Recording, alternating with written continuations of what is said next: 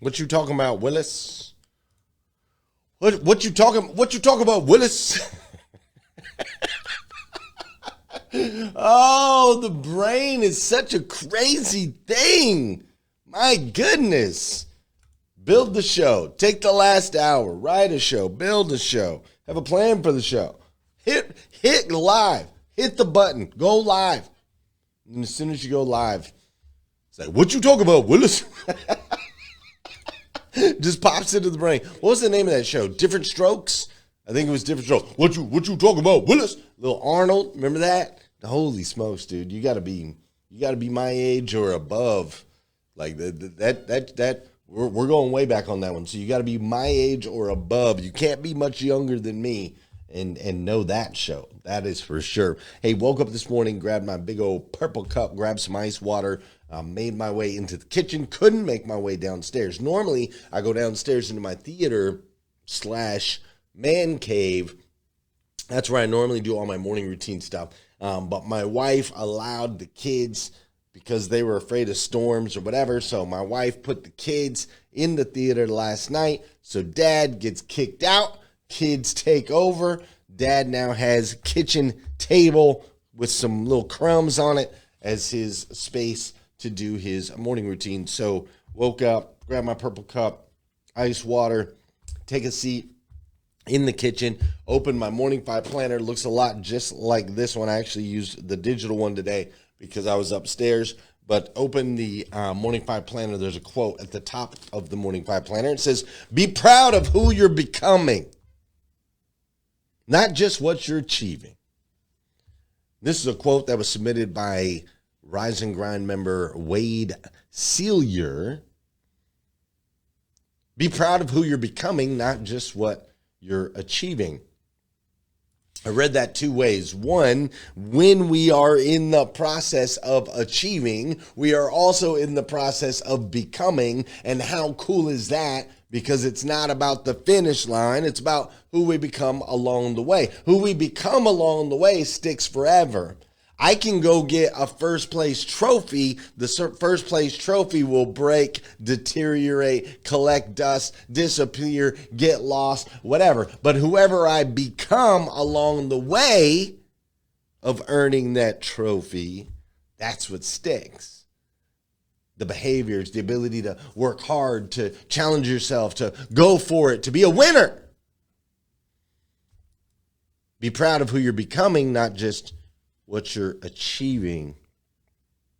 The other way I kind of thought about that as I read it, not only are we always becoming as we are achieving, but it also just came to it just came to mind that it's really important that we not attach our self-worth or identity to things. It's really important that we understand that the achievements are always fading. And I think sometimes in business world or as a driven person, I think sometimes we can really attach our identity to certain metrics, certain things. I've got X amount of Y, whatever Y is. And to me, it was just a reminder this morning, man. It's not about how many accolades you can rack up, bro. It's not what it's about. But what kind of incredible human being can you become in this amazing thing called life? Good morning and welcome to the #1 morning show in America. I am your host, Glenn Lundy.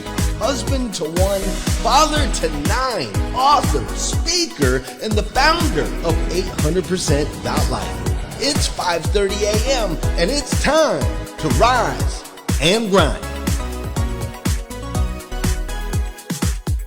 Hey, good morning, good morning, good morning. How are you, my friend? How are you, my friend? Dude, today is Wednesday. Today is Wednesday, aka CMA Day.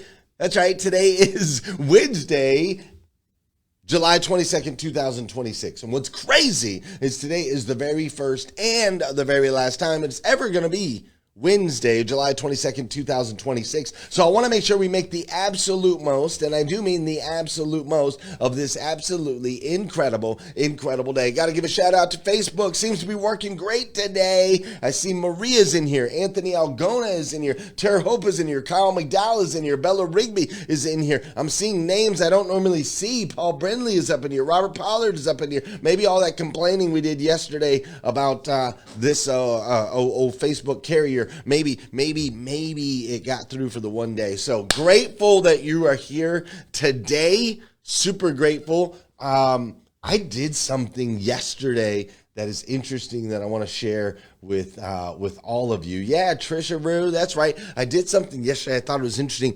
I used ChatGPT because I was kind of frustrated with Facebook. You know, I get a little frustrated sometimes. So I used ChatGPT and I was like, is there anyone on planet Earth in the history of all time that has done a 5-day-a-week consistent Facebook Live that has been able to build a community around it, so on and so forth? What's up, Robert? Thanks for being here. And from North Carolina, Asheville. I love Asheville. Dude, and the answer was no, bro. The answer was no. And I was like, wow, that's crazy. That's crazy, right? There was like, yeah, there's people who do a lot of lives on YouTube. It was recommending, like the AI is recommending that we do this show on YouTube, not Facebook. It talked about common issues with Facebook Lives and so on and so forth. But I just thought it was fascinating. Like, I had no idea that, like, I knew what we were doing here and have been doing here is unique, right? I knew it was unique. I did not know that it was like, we're the only ones, like the only ones. So maybe AI is wrong. So go out, do some research, send me a DM. If you know of anyone else who has used Facebook as their primary platform that goes live on Facebook 5 days a week. What's up, Derek McLean? Anyone else? Great to see you, sir. Anyone else that's going live 5 days a week on Facebook that has successfully for a very long time? If you know of anybody that's been doing that, I want you to hook me up with that person, because I can learn maybe some things. Okay, I want to learn, like, maybe if somebody's done it successfully, then I want to learn. So anyways, I just thought it was fascinating. Anyways, coming to you live from Lexington. We talked a little bit yesterday. I told you the story of our racehorse. I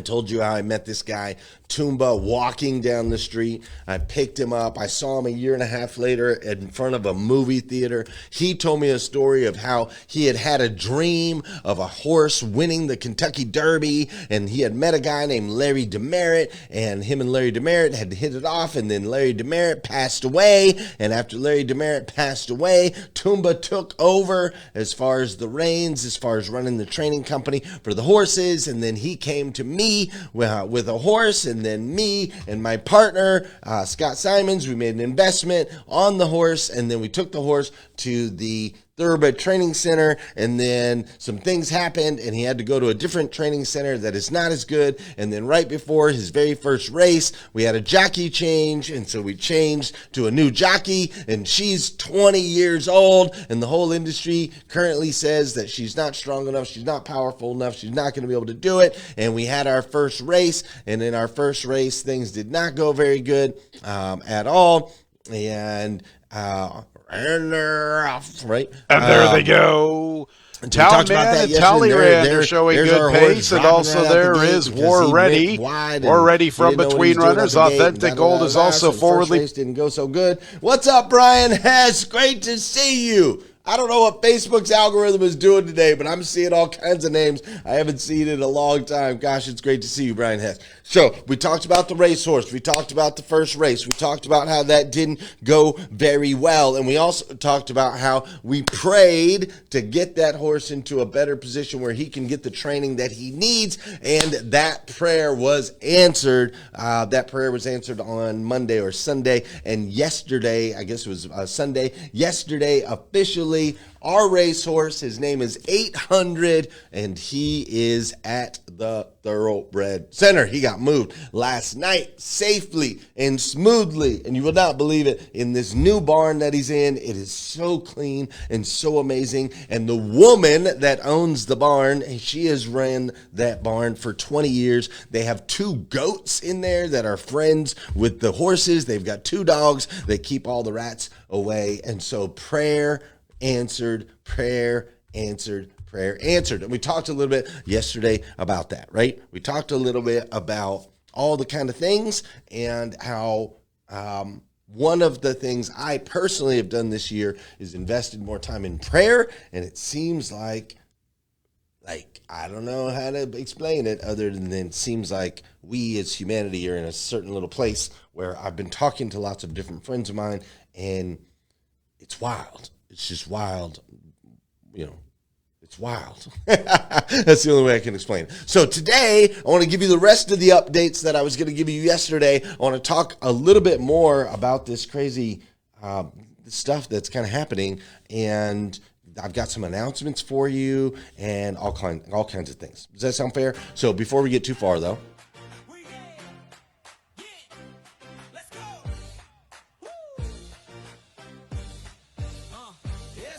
that's right. Before we get too far, we got to do some dancing, folks. An object in motion stays in motion. An object in motion stays in motion, right? So let's get in motion. Let's do some dancing. Dude, I got a baby. My baby, from the moment he could, control any of his bodily functions, this dude, he just starts to bounce around. He dances, man. There's something primal about dancing. So no matter where you are in the world, I need you to get your body in motion right now, all right? Do some dancing. If you're on a run, let's pick it up. Let's do some dancing in the street. Maybe you're in the gym, do some dancing in the gym. Maybe you're at the office, do some dancing in the office. Maybe you're in the car, do some dancing in the car. I don't care where you are, do some dancing. This is also the part of the show where I need you to hit that share button. That's right. I need you to hit that share button because I believe if we can change the way people start their day, it'll make a massive impact on this planet. I truly believe that. And sometimes all it takes to change the way somebody starts their day is for you, yes, you, to hit that share button. Last but not least, this is the part of the show where I want to say good morning to you, and I want you to say good morning to me. Whether you're watching this show live or you're watching the show on replay, I need you to say what's up, and I will say what's up back. Does that sound fair? Whether live, replay, maybe you're watching on YouTube, listening to the podcast, I don't care. Make sure you say, what's up? Do it. Allie Owens, good morning. Dancing makes everything better. I agree. Maria Lind is in the building this morning. Thanks for being here, Maria. Paul Brindley is up in here today. Thank you, Paul, for being here. I greatly appreciate you. Gene Hughes, good morning to you, Gene Hughes. Tanya Robinson, good morning, Tanya Robinson. Tara Hope is in the building. Good morning, Tara Hope.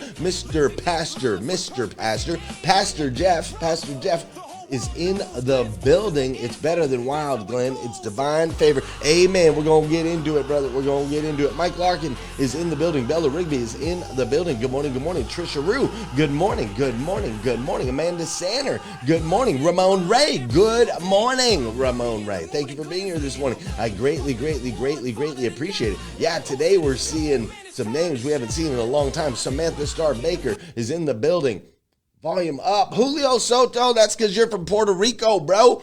You guys want it loud. You want it loud. If the volume's too loud, I can't say good morning to everybody, though, man. Spencer Nicholson is in the building. Good morning, Spencer Nicholson. Thanks for being here. Robert Pollard is in the building. Thanks for being here, Robert Pollard. We've got Judith Coletti in the building this morning. Brian Hess, my man, is in the building. Jamal McCoy, bro, your name, look, you're gonna think I'm lying because this is so crazy, Jamal.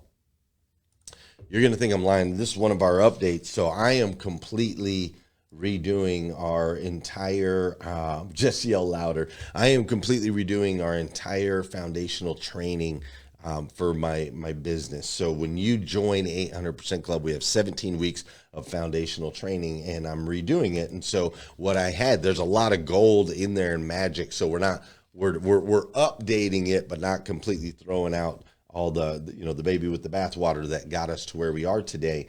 So all that to say, I have transcripts of every single training. I've got stacks of them right here in the foundational training. So I have all these transcripts, and what I'm going to do is I'm going to take these transcripts, and then I'm going to do like I do with this show and create B-roll and so on and so forth. And I'm going to build out each show, and then I'm going to re-record it, new and improved, Glenn Lundy, fresh face, fresh voice, modern, so on and so forth. And so I was looking at this script this morning before I did the show, and this is where it gets wild. So listen right here what it says. This is the transcript from the very first video that you watch in our program. And here's what it says. It says, typically, most of our 800% Club members, they see anywhere from 25 to 50% increase in sales in the first 90 days. And then we just keep going from there. Like, for example, my guy Jamal out in Prescott, Arizona. Check out what he has to say.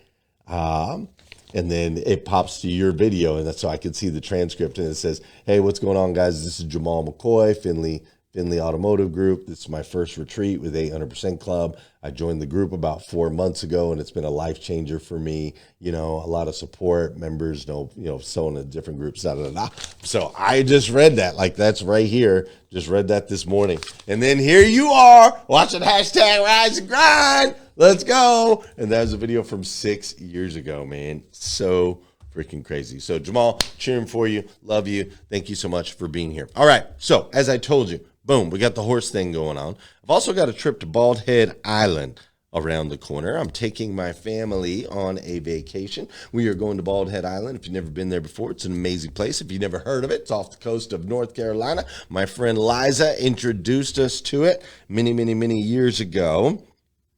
And so we are going to Bald Head. Last time we were there was 5 years ago. And you can see, if you're watching the show, this is the picture that, this is a picture of my kids on the beach 5 years ago. And man, what a difference it is. That baby right there is Caroline. She is not a baby anymore. Oakland, looking like a tiny little toddler. She's 7 years old now. Savannah's 17 or going on 17. And so I'm going to have them recreate this picture right here with all the kids being bigger now, or maybe this one of these two. We're going to recreate the picture. But it's weird because we are going back, not weird, but we haven't been to Bald Head Island since that last time, that picture that I'm showing you. We're going back, and we just happen to be going back literally almost to the day, 1 week sooner than when we went all those years ago. Yeah, we have a Hatfield and McCoy today. So we're going out there, which is super cool. It's about a 10-hour drive there. It's my kids. We have some of the friends with us, 4 friends. I'm bringing my mom. My mom's only been to a beach once before in her entire life. So my mom is going to the beach as well. I know, so tiny. Yeah, they were seeing the beach for the first time, Liza, when we went last time. And my mom will be seeing the beach. She saw the beach at the Gulf of Mexico when she was really young. But other than that, she's never been to a beach. So we are going to go. We're going to Bald Head Island. It's going to be awesome. There's 15 of us total that are going. We're taking 2 vehicles, the Mercedes Sprinter van and my truck. We have to take 2 vehicles because we got so many people, and we're driving 10 hours. On that note, I just signed off on a new Mercedes Sprinter van for my wife that'll be delivered. And here's the other irony of that. When we went to Bald Head Island last time, we had just got a brand new Mercedes Sprinter van. We got it right before the trip, and it had no miles on it, and we drove to North Carolina. We're doing that again. I'm getting a new Sprinter van that is getting delivered, and we're going to drive it to North Carolina. If you can believe that, man. It's just, God is good. Do we stay in an Airbnb or a hotel resort? There is no hotel resort on Bald Head Island. Bald Head Island is a very simple, beautiful place. It has a grocery store. It has an ice cream shop. It's got a country club. It's got one restaurant or two restaurants, and then it's beach, and it's all houses, and it's absolutely beautiful. So, like, just God is good, right? Here it is, full circle, many years later, and we're experiencing the same thing, but in a different and more powerful way, right? And so I've just been praying for a safe trip and, those types of things, and reflecting with gratitude on how far we've come. And it's super cool. I can look at our business, where our business was the last time we went to Bald Head versus where our business is now, right? We're getting ready to put together, as I just showed you that stack, all new videos. I'm revamping the whole thing, and these videos are 6 years. It's been 6 years. I'm putting together a 24-month sequence. Now that we have AI, we're able to do things that we were never able to do before. People in our program are going to be able to learn not just from watching videos like this, but they're going to be able to learn through infographics and mind maps and flashcards and PowerPoint presentations and audio summaries and short form summaries and reports and so on and so forth. Every member of 800% Club is going to have a one-on-one, like working with a direct tutor, to go through a 2-year sequence that's going to have achievements and gamification and all these things. And it's just kind of fantastic, right? Because I remember praying when I was starting this business all these years ago. I remember things being a little tight when we were going to Bald Head all these years ago. I remember, like, just all these little prayers. And now fast forward, things have blown up so much. And yeah, it's a little crazy. It's a little like, okay, we got a racehorse and we got to run that around, and we're dealing with that. And then we got this big trip, and we got to get a big family, and we got to go 10 hours. And then we just got a new Mercedes Sprinter van. And then we got the company, and then we've got this 2-year thing. And then we've got a huge announcement on August 12th that I cannot go into now, but I can just tell you, August 12th, massive announcement. You're not going to want to miss it, right? It's going to be crazy. We've got the event coming up September 8th and 9th that I told you guys about a little bit yesterday. We've got that, right? And then, of course, there's kids and family and wife and hormones and football and dance and all of these things, man. And it's a lot, and it seems a little chaotic. My mom said it best, like, I love the chaos. But mostly right now, and I told you we don't really have a theme this week on the show, other than I just want to share with you, like, where I am in the season of life that I'm in right now. And I started off this year just focusing on doing a little bit more prayer, because I'm not usually that much of a prayerful person. But man, I've just been praying for some wisdom and for some guidance and some clarity, and I feel like I'm getting it, man. I feel like I'm getting it. I just got done reading Atomic Habits, and I'm also reading a book called Discipline is Destiny. I've been doing some running. I ran a 5K yesterday. We have 148 dealerships that we are in the United States and Canada that we're helping. We're posting content daily that's making an impact. Of course, we're doing the Morning 5, 518 days to my 50th birthday. Got this morning show that nobody else in the world that we know of, or at least that I can find, is doing, what we're doing here. And we're bringing interviews back. I don't know if you guys saw that. We're bringing interviews back on this show. We'll start doing interviews on Fridays again. If there's anybody that you want to recommend for an interview, just contact Jessica at 800%.life. But we're bringing interviews back, which I'm super excited about. There's a lot going on, man. There's a lot going on. Those are our updates. And I decided to do something because this prayer thing, I'm like interested in it, right? And so I went into ChatGPT and I asked it some questions about prayer. Check out what it said. I think I can do this. Check this out.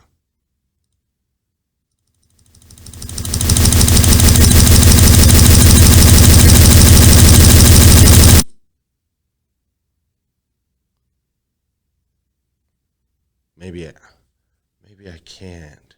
Oh, wait. Here it is. This is what I meant. This is what I meant to do.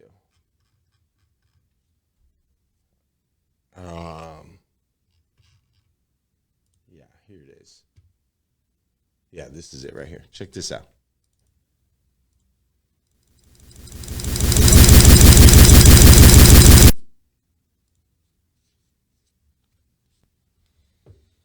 Yeah. Does every culture have some sort of prayer? Pretty much every culture has some practice that looks like prayer, speaking or singing to something beyond yourself. The forms vary a lot, like silent meditation, chanting, rhythmic movement, but they all seem to try to connect with something larger than the self. Yeah, I find that interesting. How is it like go back in time when humans couldn't necessarily connect and have conversations with each other? Like how far back can we see that prayer exists? And talk to me about the different types of prayer depending on different cultures. That is a fascinating question. Let me think. So prayer pops up independently all over. And we don't see it in the same way throughout history, but things like intentional burials, they hint at some sort of spiritual thinking, maybe a realm beyond this one. Then as soon as we get written language, thousands of years ago, we get written prayers. And what's really interesting to me is that there's similar categories almost everywhere. Asking for help, expressing gratitude, seeking forgiveness or guidance or comfort. The styles are very different, but the impulse is kind of universal. Reaching for something beyond yourself, making sense of pain and joy and awe. It's a core human thing, it seems. It's a core human thing, it seems. And so I went a little bit further. And when you look into it, right, like across all human societies, you repeatedly find like speaking, chanting, singing, meditating, making offerings, performing rituals, directing thoughts towards something beyond themselves, right? So the ancient Mesopotamians prayed to gods thousands of years ago. Ancient Egyptians addressed gods and the dead. Indigenous peoples across the Americas, Africa, Australia, and the Pacific developed prayer-like communication with spirits, ancestors, in the natural world. Christianity centers prayer as communication and relationship with God. Islam institutionalizes prayer through salah, 5 times daily, alongside personal supplication. Hinduism includes prayers, mantras, devotional worship, and meditation. Buddhism often uses chanting, meditation, aspirations, and devotional practices, though these aren't always a prayer to a creator type God.